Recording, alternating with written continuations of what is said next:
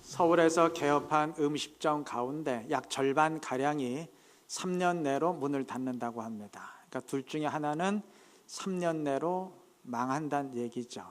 이게 몇 년 전에 조사니까 아마 오늘날은 훨씬 그 도가 심해졌을지도 모르겠어요.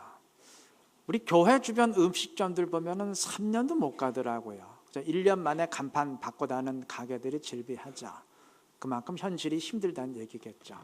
가수들의 경우는 더 심하다고 합니다. 몇 년 동안 죽어라 연습했는데 데뷔도 못하는 경우가 부지기수고, 그나마 데뷔한 사람 중에도 신문이나 잡지에 이름 한 줄 올리지 못하고 사라지는 경우가 절대 다수라고 합니다. 그만큼 현실이 만만치 않다는 의미가 되겠죠. 예전에 어느 대중음악 전문가가 이런 말을 하는 것을 들은 적이 있습니다. 데뷔한 가수나 그룹이 성공할지 못할지를 예상할 때 많은 사람들에게 무난하다고 평가를 받는 경우, 그건 거의 성공 가능성이 없다고 합니다. 그 대신 많은 사람들이 좋아하지는 않고 비록 소수의 사람들만 좋아한다 할지라도 그들의 열광적인 반응을 이끌어내는 사람, 아주 광적인 매니아층을 만들어내는 사람, 그러한 사람이나 그룹이 성공할 가능성이 있다고 합니다. 그 말을 들으면서 과연 그렇겠다 싶었어요. 왜냐하면 소수라 할지라도 열광적인 반응이 있다는 것은 뭔가 특별한 게 있다는 얘기죠. 아직 사람들이 많이 알지는 못하지만 뭔가가 있다는 얘기죠. 그 뭔가가 알려지고 발전되다 보면 엄청난 폭발력을 지닐 수도 있겠다 싶었습니다. 그래서 그런지는 모르겠어요. 저는 담임 목사로서 이제 교역자를 모셔야 될 때 전체적으로 무난한 사람보다는 뭐 좀 경험이 부족하든지 아니면 조금 학벌이 처지든지 좀 뭔가 좀 부족한 점이 있어도 그 누구도 범접할 수 없는 자기만의 확실한 무기가 있는 사람, 뭐 설교가 확실하든지 아니면 성령의 은사가 정말 탁월하든지 아니면 성령 충만함이 아주 눈에 보이든지 이런 자기만의 아주 필살기가 있는 사람, 왠지 그러한 사람을 좀 모시고 싶어요. 뭐 그런 사람을 찾기 힘드니까 못 모시는 거지, 그러한 분이 있다면 모시고 싶습니다. 왜냐하면 제 경험상 저는 무난한 사람들이 열매를 맺는 건 잘 못 본 것 같아요. 그 대신 자기만의 확실한 뭔가가 있는 사람이 그 모든 단점을 다 상쇄시켜버리고 열매를 맺어내더라고요. 그 제 경험이에요. 그래서 그런 사람들을 좀 모시고 싶다, 그런 마음이 있어요. 기업의 경우는 정말 그렇다고 합니다. 새로운 시장을 개척할 때 이 제품이 성공할지 못할지 부지런히 사람들의 반응을 살피게 되는데, 사람들이 일반적으로 괜찮다고 생각하는 제품보다 비록 소수로 할지라도 아주 열광적인 반응을 이끌어내는 제품이 앞으로 성공 가능성이 크다고 합니다. 실제 결과가 그렇다는 거예요. 자, 그렇다면 기업의 입장에선 많은 사람들의 무난한 반응보다 소수의 광적인 반응이 더 반갑고 기다려질지도 모르겠어요. 저는 물론 경우는 굉장히 다르지만 하나님 나라의 경우가 이와 비슷하다고 생각합니다. 여러분, 물론 교회에는 많은 사람들이 있어야 하고 한 사람이라도 더 많을수록 좋습니다. 교회의 목적이 친교에 있다면 100명도 많지만, 영적 싸움에 있다면, 하나님의 뜻을 이루는 데 있다면 한 사람이라도 더 많은 게 좋겠죠. 그런데 100명, 500명, 1000명의 무난한 사람들만 모인 교회보다는 비록 소수를 할지라도 정말 주를 위해서 자기를 던질 수 있는 사람들이 있는 교회, 저는 그런 교회가 더 앞날이 밝을 수 있다고 생각합니다. 하나님이 그런 교회를 더 눈여겨보신다고 생각합니다. 왜냐하면 그 교회에 몇 명이 모이느냐 보다 그 교회에 정말 죽기 살기로 뛰어들 수 있는 사람이 몇 명이나 되느냐, 그것에 따라서 교회의 미래가 결정되는 경우가 많기 때문입니다. 성경의 증언을 들으면 이것은 확실합니다.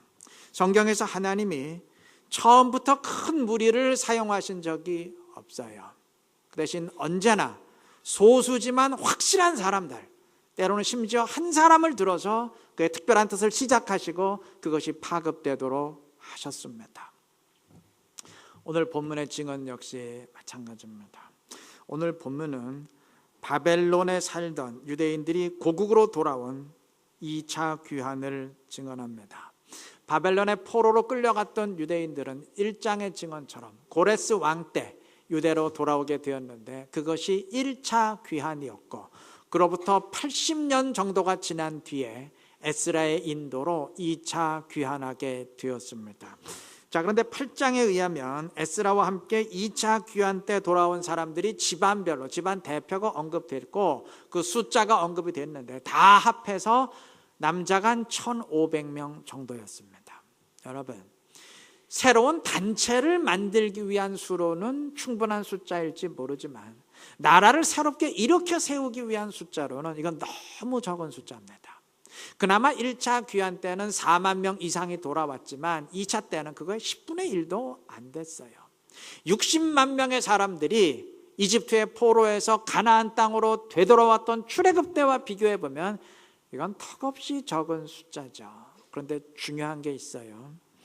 여러분, 출애굽했던 백성들이 1세대는 아무런 일도 하지 못하고 그냥 40년 광야만 방황하다가 끝냈던 것과는 달리 이들 1차 귀환하고 2차 귀환하고 훗날 3차 귀환하게 되는 백성들은 모두 이스라엘을 향한 하나님의 큰 뜻을 이루어냈어요. 이들은 성전을 재건해냈고 예루살렘 성읍을 재건해냈고 성벽을 재건해냈고 영적 개혁 운동을 이루어냈어요. 비록 많은 수는 아니었지만 열심을 지닌 열정적인 신앙을 지닌 하나님의 자녀들이었기 때문입니다. 제가 몇 주 전 에스라 3장을 설교할 때 말씀드린 것처럼 이미 이들은 이방 땅에서 1차 귀환했던 사람들은 47년 이상 산 사람들이고 2차 귀환하는 사람들은 그로부터 80년이 지났으니까 100년 이상 산 사람들이죠. 그러니까 이미 그 땅에 다 정착한 사람들이에요. 이들이 그러한 삶의 터전을 떠나서 모든 것을 새롭게 시작해야 되는, 모든 것이 불안정한 유대로 돌아왔다는 것은 이건 여호와를 온전히 섬기는 신앙의 결단이 없는 한 불가능한 일이었어요. 이들은 다 주를 위해서 자신을 던진 사람들이었고 그러했기에 하나님의 뜻을 이루어내게 된 것입니다.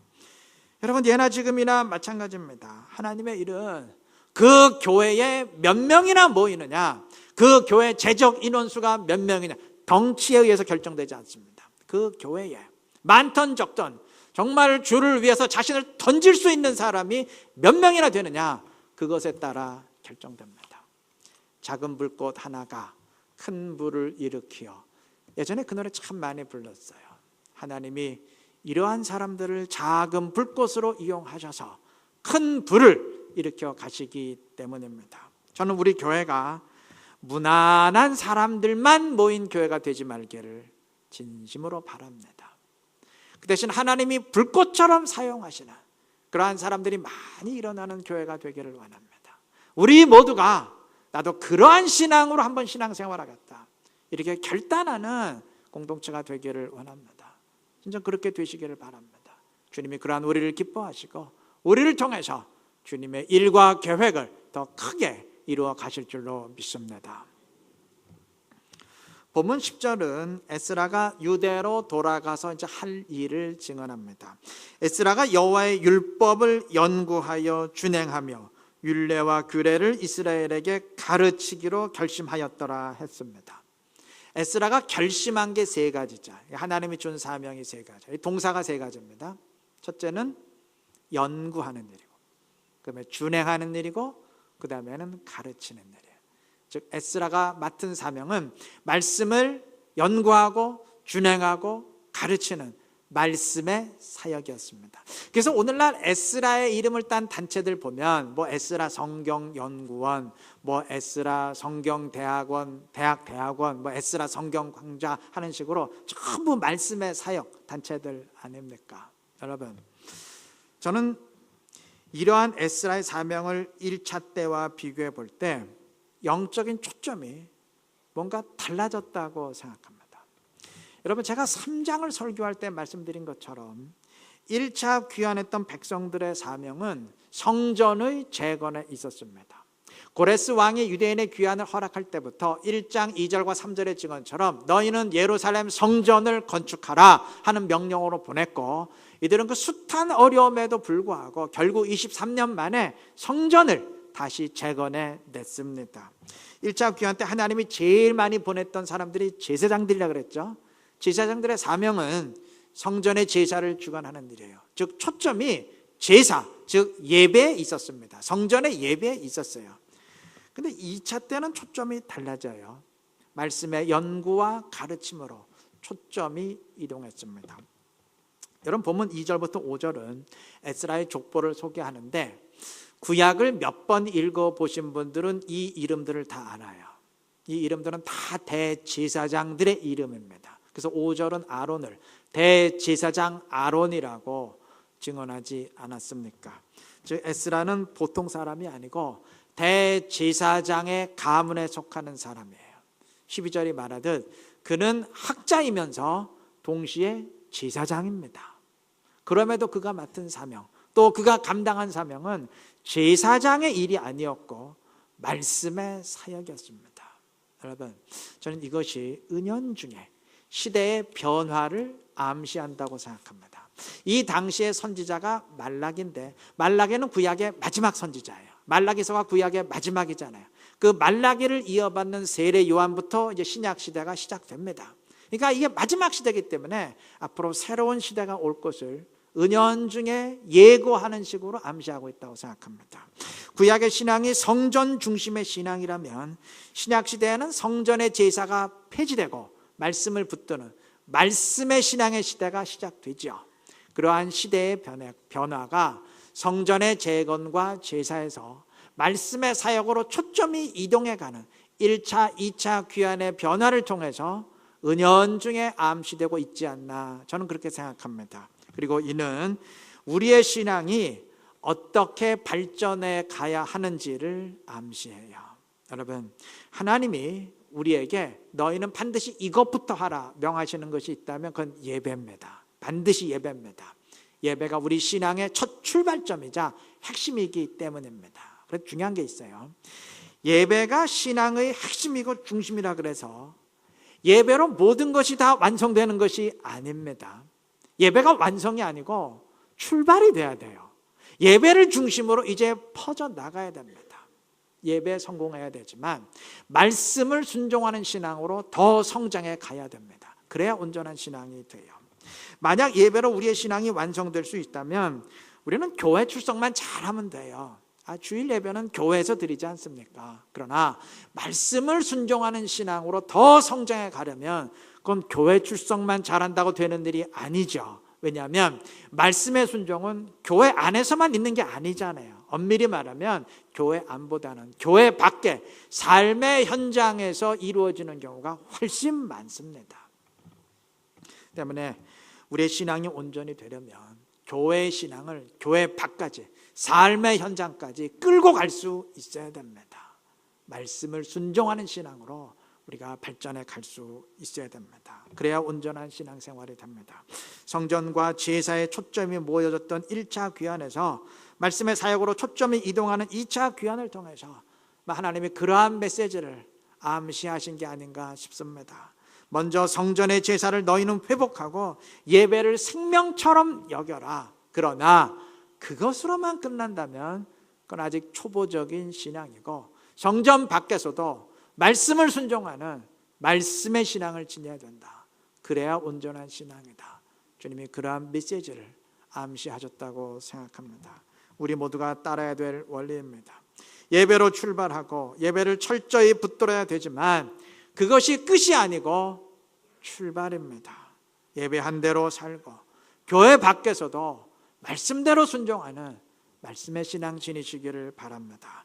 그래서 한층 성숙한 신앙으로 더 성장해 가면서 주님을 기쁘게 하고 주의 뜻을 더 크게 이루고 주의 영광 더 충만히 드러낼 수 있는 지혜롭고 신실한 우리 이루는 모든 성도님들 되시기를 바랍니다. 자, 아까 언급했듯이 10절은 에스라가 해야 할 일 3가지를 언급합니다. 여기 보면 에스라가 결심한 것, 즉 하나님이 주신 사명이 3가지라 그랬죠. 자, 첫 번째는 에스라가 여호와의 율법을 연구하여, 그러니까 연구하는 일이에요. 이것은 말씀을 깊이 공부하는 일이 되겠죠. 자, 그 다음은 연구하여 준행하며 그랬습니다. 말씀을 준행한다는 것, 이건 말씀을 순종하고 실천하는 일이죠. 이게 두 번째입니다. 그 다음에 세 번째는 가르치는 일이라 그랬죠. 율례와 규례를 이스라엘에게 가르치기로 결심하였더라. 이것은 다른 사람도 말씀대로 순종할 수 있도록 인도하고 격려하고 이끌어주는 리더로서의 사명을 말한다고 할 수 있겠죠. 여러분, 이 세 가지는 에스라에게만 해당되는 사실이 아니에요. 그리스도인된 우리 모두에게 꼭 적용돼야 될 원리예요. 이 세 가지는 우리에게 꼭 있어야 될 것인데 중요한 게 있어요. 반드시 순서가 이대로 진행이 되어야 됩니다. 순서가 뒤바뀌거나 하나가 빠지면 안 돼요. 절대로 이대로만 진행이 되어야 됩니다. 자, 먼저 그리스도인들은 말씀을 배우고 연구해야 됩니다. 말씀을 연구하는 일이 필요해요. 이게 첫 단계입니다. 그래서 말씀을 제대로 알아야 됩니다. 여러분, 교회 생활 오래 했다 그래서 말씀을 깊이 하는 거 아니에요. 설교 말씀 내가 많이 들었다 그래서 말씀을 제대로 아는 거 아닙니다. 물론 설교가 도움은 될 수 있지만 그것으로는 절대 충분하지 않아요. 설교와 공부는 다릅니다. 그리고 저도 책임에서 벗어날 수 없는데 목사도 자칫하면 밤낮 똑같은 소리 하기 쉬워요. 그렇습니다. 그러니까 설교를 듣고 도움을 받아야 되지만 그 외에 자기가 읽고 배우고 공부하는 일이 말씀을 제대로 알기 위해서 꼭 필요합니다. 흔히 사람들이 고전에 대해서 이렇게 얘기해요. 고전이란 누구나 그 가치를 인정하는 책이다. 그런데 그러면서도 아무도 안 읽는 책이다. 이 자칫하면 교인들에게 성경이 이러한 책이 될 수 있어요. 예수 믿는 사람 쳐놓고 성경의 가치를 부정하는 사람, 인정하지 않는 사람은 없어요. 부정하는 사람은 없어요. 누구나 다 성경이 하나님의 말씀이라고 인정합니다. 모두들 말씀 중심을 강조합니다. 그런데 그러면서도 정작 말씀을 제대로 알기 위해서 읽고 배우고 공부하는 사람은 그리 많지 않아요. 이건 참 모순 중에 모순입니다. 말씀하면서도 정작 말씀을 제대로 알기 위해서 노력하는 사람이 극히 적은 현실. 이 오늘의 모순된 현실입니다. 일단 읽고 배우고 알아야 됩니다. 목사님, 저는 성경을 지금 몇 번 읽었거든요. 그러니까 더 안 읽어도 되죠? 아니요. 읽고 더 배워야 됩니다. 여러분, 세상의 책은 아무리 유명한 책이라도 2번, 3번, 4번 읽으면 지겨워져요. 근데 성경은 다릅니다. 읽을수록 새롭습니다. 읽으신 분들은 알 거예요. 하나님의 말씀이기 때문입니다. 그리고 성경이 아닌 세상의 책도 읽는 사람의 수준의 변화에 따라서 다가오는 게 달라집니다. 그렇잖아요. 똑같은 책이라도 초등학교 때 읽을 때와 고등학교 때 읽을 때, 나중에 대학생 때 대학 교수가 되어서 읽을 때 그건 느낌이 다를 수밖에 없죠. 일반 책도 그러한데 성경은 더할 나위 없어요. 동일한 말씀이라도 신앙이 어렸을 때와 장성했을 때 다가오는 게 다릅니다. 신앙이 성숙할수록 강력한 말씀으로 다가오게 됩니다. 읽은 사람일수록 더 읽게 되는 이유입니다. 자, 다음에 할 일은 두 번째, 준행하는 일이죠.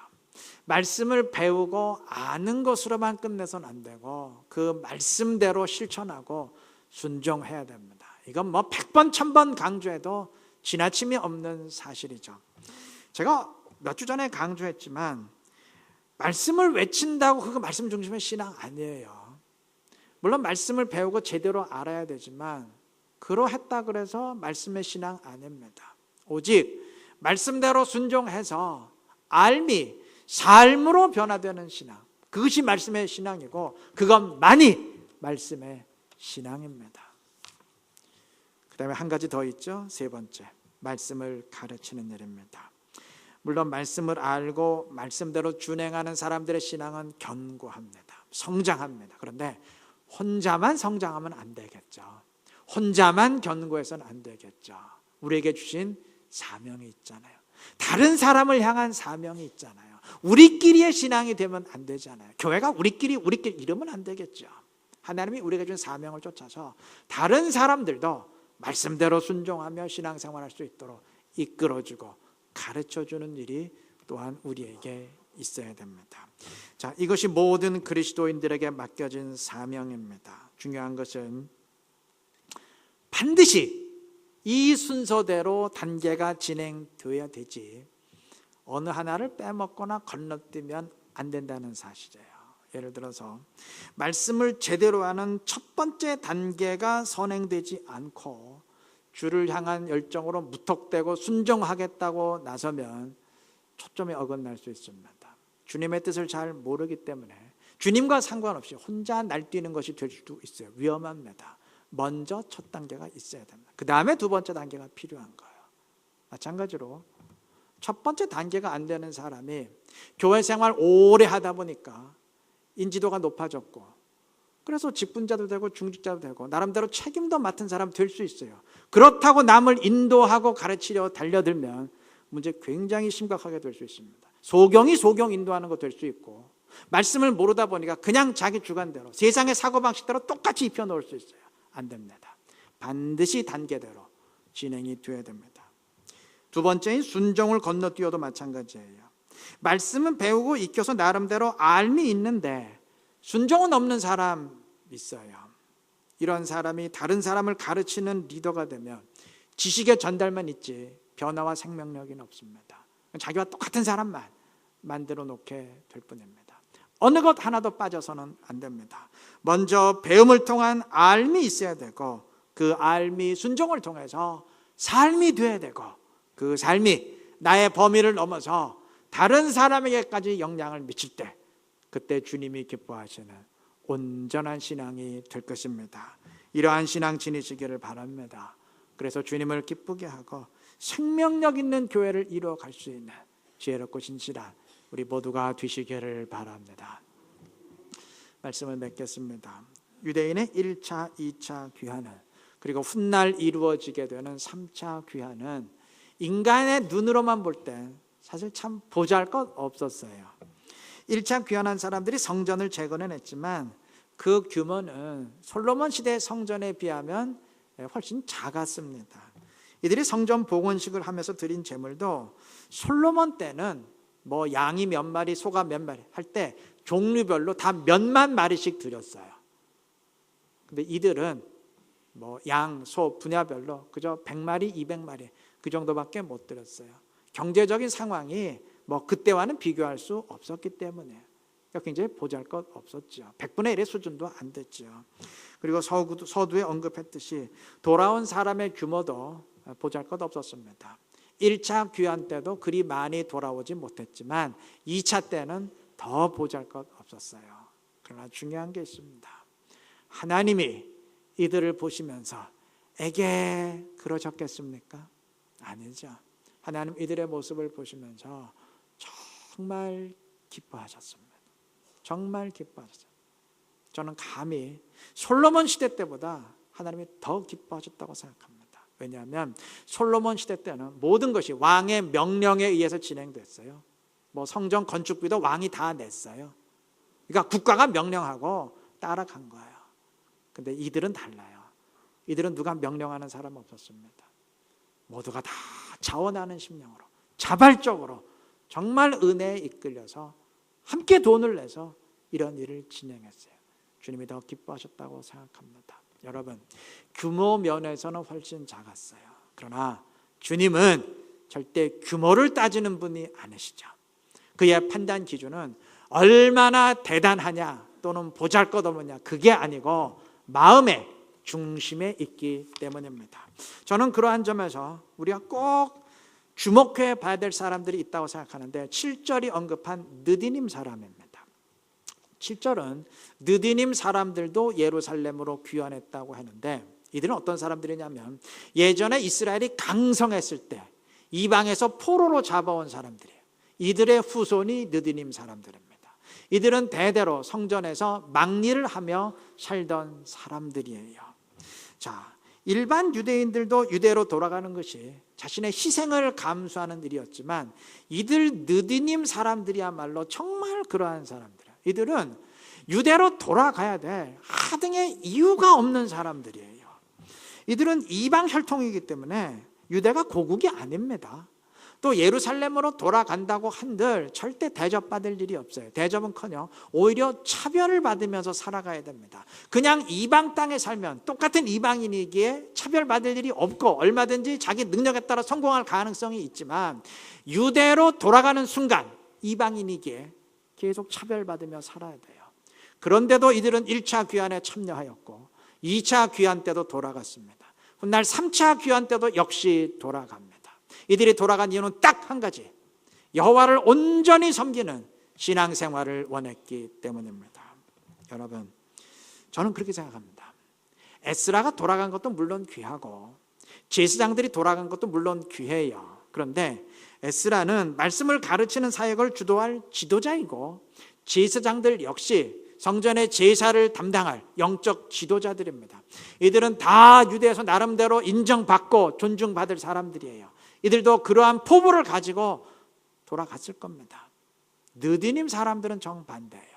돌아간다고 한들 막리를 하며 살아야 될 사람들이고 절대 인정받지 못할 사람들입니다. 그 당시의 기준으로 정말 보잘것없는 사람들이에요. 그럼에도 이들은 돌아갔습니다. 저는 그러한 점에서 이들이 다른 그 어떤 부류의 사람들보다도, 제사장이나 에스라보다도 어떤 면에서는 더 귀할 수 있다고 생각합니다. 여러분, 교회엔 이러한 사람들이 있어야 됩니다. 제사장처럼 겉으로 드러나는 사람도 있어야 되지만 느디님 같은 사람들도 있어야 됩니다. 비록 겉으로 드러나고 크게 인정받지는 못해도 이름도 없이 빚도 없이 수고하고 봉사하는 사람들이 있어야 됩니다. 이런 사람들이 하는 일은 크게 드러나지 않는 일일 수 있어요. 사람들에게 크게 인정받는 일은 아닐 수 있어요. 그러나 그러한 일을 묵묵히 감당하는 사람들이 있기에 주의 몸된 교회가 세워져 가는 거 아니겠습니까?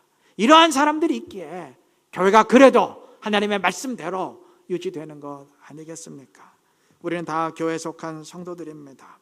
내가 맡은 일이 얼마나 빛이 나는 일이냐, 아니면 이름도 없고 빛도 없는 일이냐 상관없어요. 다 귀한 일입니다. 주님이 다 사랑하시는 줄로 믿습니다.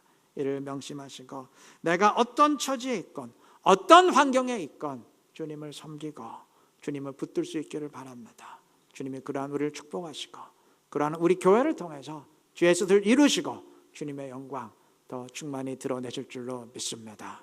이러한 우리 모두가 되시기를 그리스도의 이름으로 축원합니다.